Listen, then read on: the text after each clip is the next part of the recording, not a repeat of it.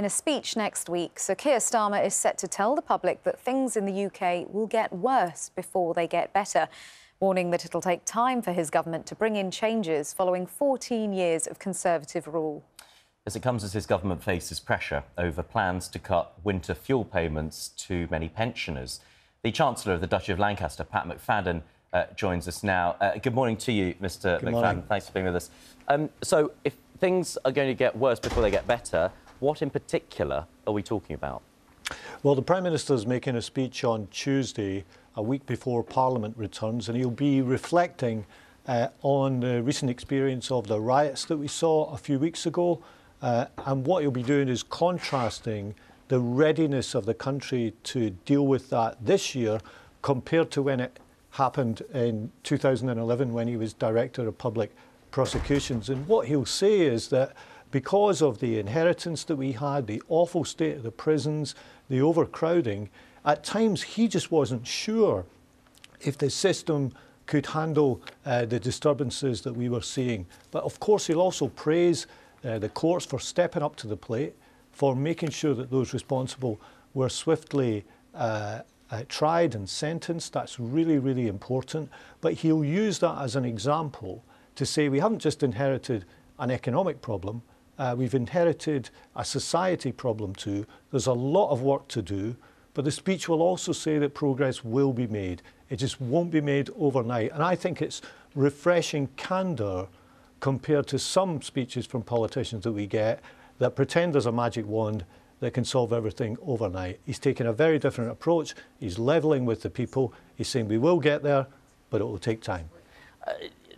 Candour is one thing, but there'll be millions of people who voted for a Labour government around the country, perhaps some of them voting Labour for the first time, and they did so hoping things would get better. The last thing they want to hear is things are actually going to get worse.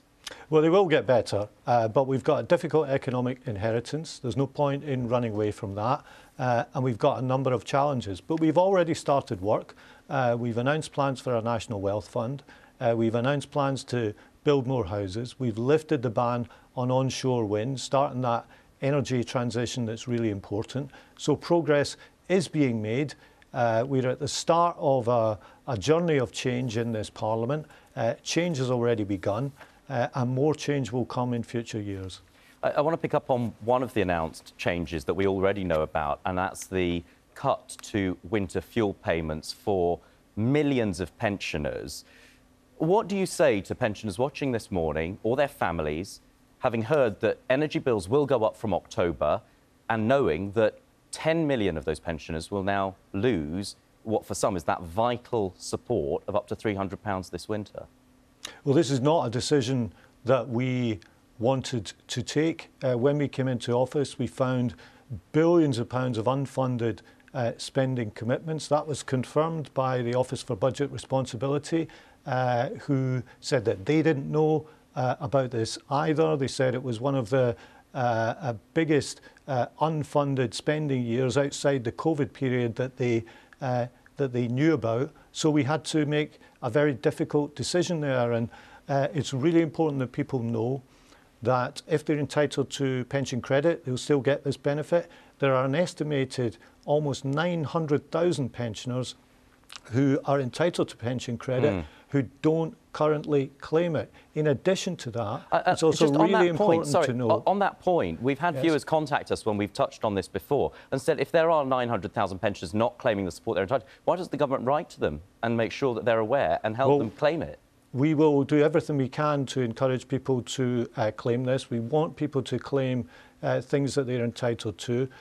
So we'll do everything we can to make sure that happens. But the other thing it's really important that pensioners are confident in is that we will protect the triple lock throughout the course of this Parliament. That will protect pensioners' incomes relative to earnings or prices, whichever is higher in any given year. So there are measures to protect the pension alongside this very difficult decision that we had to take. But what we're talking about here is not necessarily... I mean, there are some pensioners who've said that they do not need the winter fuel payment, but we're not talking about all of them being pensioners who are wealthy, who are well off.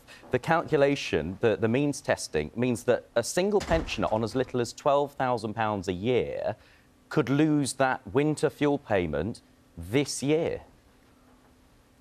It is there for everybody who is entitled to pension credit.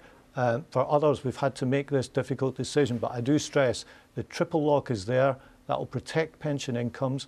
There will be an increase announced quite soon on what that will mean for pensions next year. And as I said, it's not a decision we wanted to take.